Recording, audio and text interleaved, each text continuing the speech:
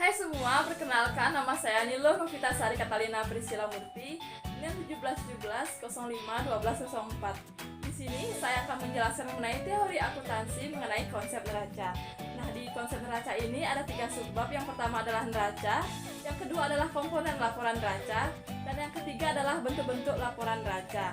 Yang kita mulai dari neraca. Nah, di sini neraca memiliki 4 materi. Yang pertama adalah pengertian neraca, yang kedua adalah analisis rasio keuangan terkait akun neraca, yang ketiga adalah manfaat neraca, dan yang keempat adalah keterbatasan neraca.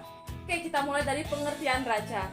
Neraca merupakan bagian dari laporan keuangan yang melaporkan posisi keuangan perusahaan berupa nilai aktiva, kewajiban, modal pada suatu tanggal tertentu atau pada periode akuntansi. Selanjutnya adalah analisis rasio keuangan terkait dengan akun neraca. Di sini ada 4 rasio yang diukur pada akun neraca. Yang pertama adalah rasio likuiditas, yang kedua adalah rasio solvabilitas, yang ketiga adalah rasio aktivitas, dan yang keempat adalah rasio profitabilitas.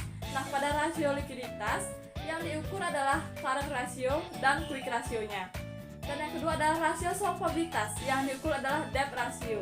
Yang ketiga adalah rasio aktivitas, yang diukur adalah asset turnover ratio. Yang keempat adalah rasio profitabilitas, yang diukur adalah return on asset ratio atau kita sebut dengan ROA.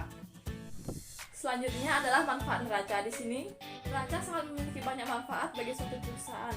Yang pertama adalah memprediksi jumlah total klaim kreditor atas aktiva perusahaan. Yang kedua adalah memprediksi jumlah total klaim pemilik dana atau investor. Yang ketiga adalah mempersiapkan kebutuhan dana jangka panjang untuk memenuhi kewajiban lancar. Dan masih banyak lagi manfaat yang dimiliki oleh neraca pada suatu perusahaan. Yang selanjutnya adalah materi yang terakhir pada sub neraca, yaitu adalah keterbatasan neraca. Di sini neraca memiliki keterbatasan.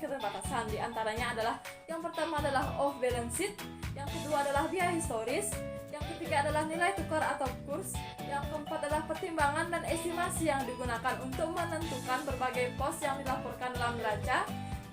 Yang kelima adalah aktiva tidak berwujud, dan yang terakhir adalah komparabilitas. Oke, kita lanjut lagi dengan sub yang kedua, yaitu komponen laporan neraca. Nah, komponen laporan neraca ini ada 3, yaitu adalah aktiva, hutang, dan modal. Nah, untuk aktiva ini dibagi lagi menjadi 2, yaitu aktiva lancar dan aktiva tidak lancar atau aktiva tetap. Nah, untuk aktiva lancar ini terdiri dari kas dan setara kas, investasi jangka pendek, hutang, persediaan, biaya dibayar di muka, dan masih banyak lagi. Nah, selanjutnya adalah aktiva tidak lancar.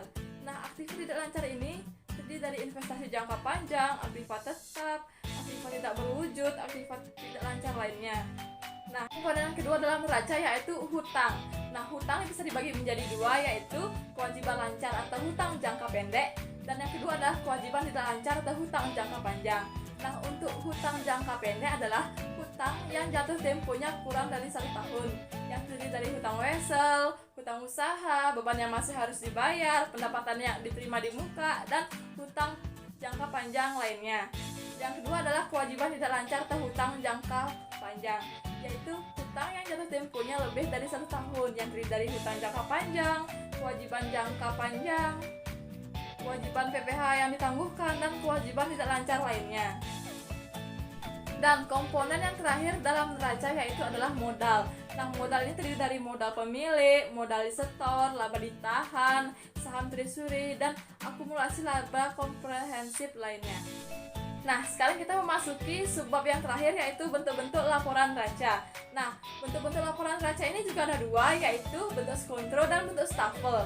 Nah, bentuk stafel ini adalah neraca yang dimana bentuk-bentuk laporannya menyajikan rekening dalam 2 sisi, yaitu sisi kiri adalah aktiva dan sisi kanan adalah pasiva yang terdiri dari kewajiban dan modal.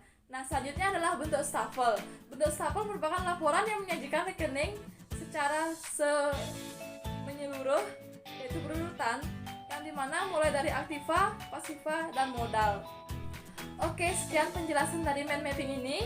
Semoga bermanfaat bagi kalian semua, dan apabila ada kesalahan atau kurang-kurangnya, saya mohon maaf. Terima kasih, bye.